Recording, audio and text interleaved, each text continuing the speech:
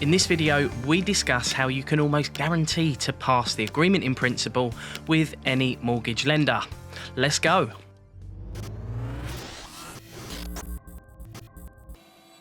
Hi, my name's Alex Kerr. I'm a qualified mortgage broker and my passion is simplifying the mortgage process for first-time buyers. Let's get into the vid.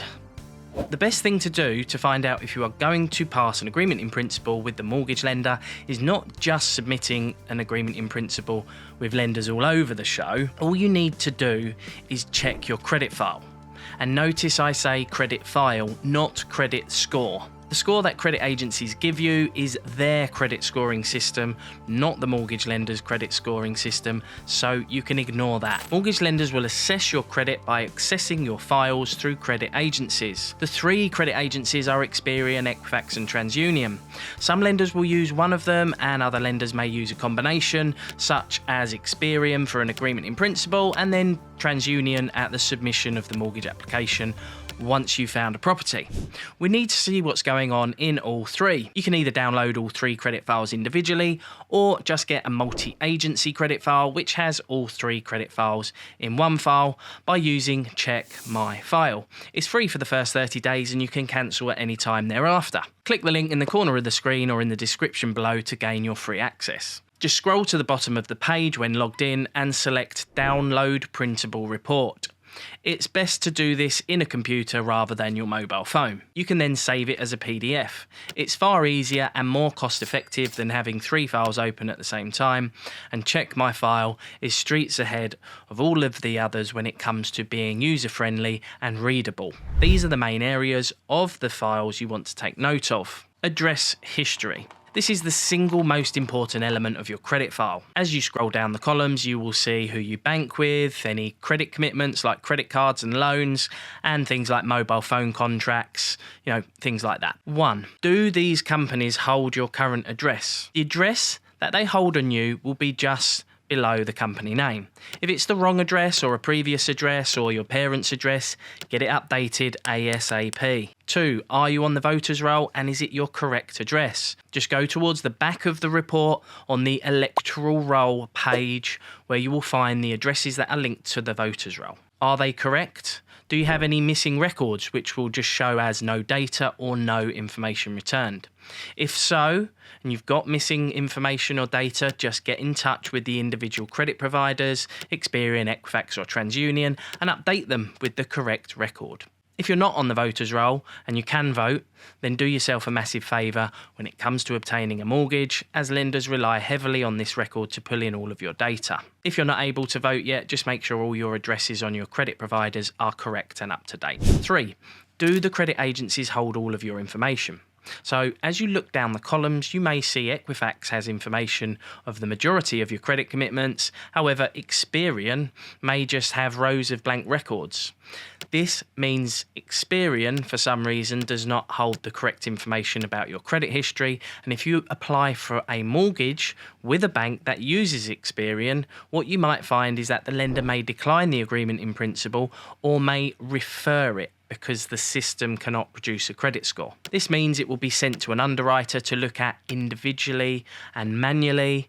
They then may get in touch to ask for further information. You may even need to provide your address history for the last 3 years by providing bank statements or utility bills from every year within the last 3 years. You really want to avoid this.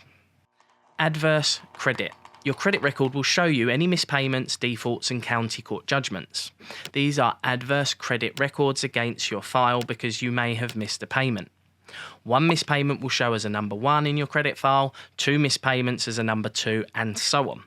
Defaults will show as a default registered with the date and a county court judgment will show towards the back of the report.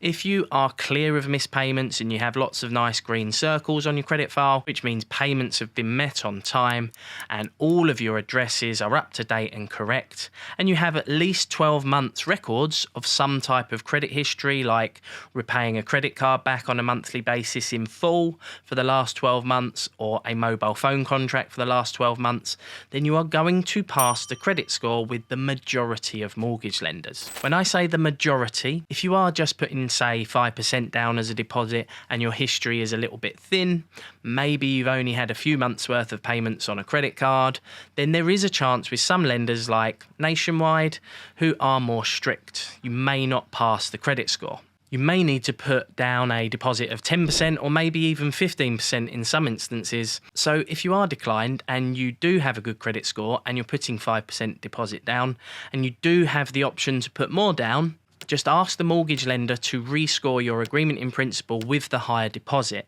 and you may find that this is the difference in passing and failing. However, if you are putting a 5% deposit down, you may need to go to 10 or 15% in order to pass some of the lender's credit scores. Today's question: do you know what your credit score looks like?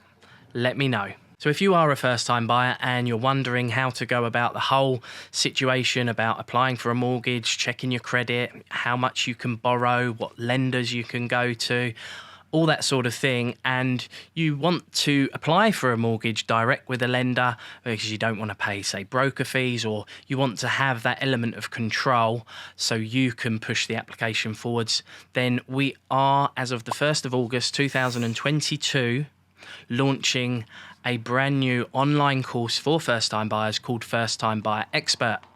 You will have access to incredible tools that enable you to calculate your affordability with over 65 lenders in less than a minute by the click of a button, check criteria, check the best deals, check what documents you need with lessons on going through checking credit files, how to find properties online, how to negotiate offers, the process from start to finish, and finally having access to mortgage brokers via a Facebook group for members only. Then please do click the link in the corner of the screen to go on our mailing list so you can be informed of any special deals that are for subscribers only. Please note, we do need to let you know that your home may be repossessed if you do not keep up repayments on your mortgage.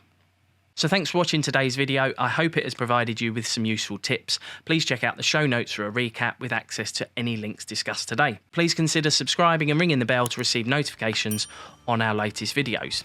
I've been Alex Kerr, providing the best tools and tips to first-time buyers. I'll see you in the next one.